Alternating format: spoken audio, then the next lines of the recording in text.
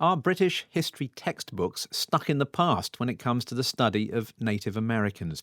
One high school textbook has now been withdrawn after criticism of an exercise which asked students to assess whether the US authorities' treatment of Native Americans in the late 1800s had been exaggerated. The publisher has acknowledged that the framing was inappropriate, and the textbook, which forms a basis for school leaving A-level exams, is being changed. Professor Joy Porter teaches Indigenous history at the University of Hull. She gave me her reaction.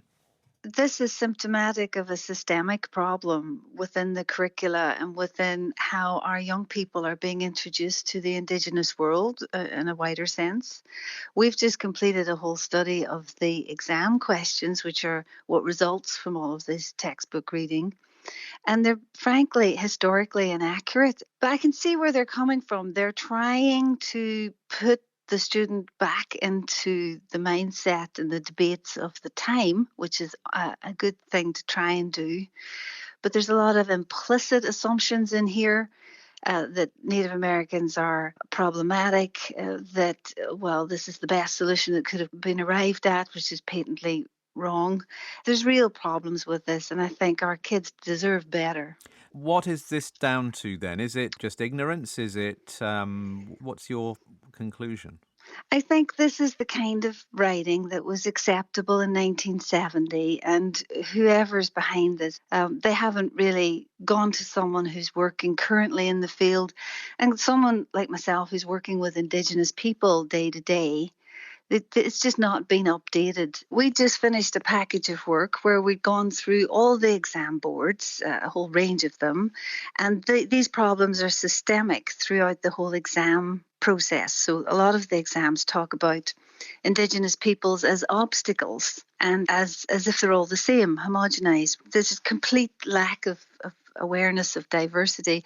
But the single most problematic thing in the exam questions is this idea that's really elderly and really needs to be taken out to pasture and shot, this idea that Native American people have vanished or disappeared, and that they've lost any vibrancy or future within the body politic of the United States. You're getting to the core of how you teach history as well, aren't you? Beyond the specifics of how Native Americans are referred to, it's whether you're putting people in that position of imagining themselves making those decisions in a certain historical context. Is there a way of doing this in a more nuanced way to not offend or to simply look outdated in the way you're phrasing questions? Well, one thing is you could change the sources to actually have Indigenous voices.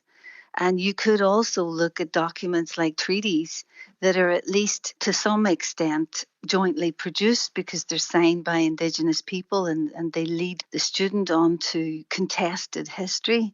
To say that the reservations were the best solution that could have come up with is beyond problematic.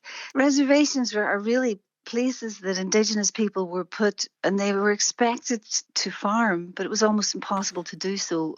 People starved and were reliant on government agents to feed them. It's the foundational difficult story about the United States, and to lead our kids to thinking that it's a glib episode that's now over and ended in 1890 is really, really just not good enough. And I think all of the exam boards could do much better. And just as far as this question, to what extent do you believe the treatment of Native Americans has been exaggerated is concerned? I mean, is there a place for sort of perhaps provocative questions, ones that make people feel uncomfortable, but perhaps prepare them in a way to argue their case and to argue against wrong assumptions? That would be wonderful if the kids were encouraged to bring in information from outside of the textbook, and if they were encouraged to read around a topic, and if they were given permission by the question to really attack it. But given the amount of rote learning at GCSE and at A-level, I don't think that is their intention. It's not a message that comes across from the materials. That was Professor Joy Porter, who teaches Indigenous history at the University of Hull here in England.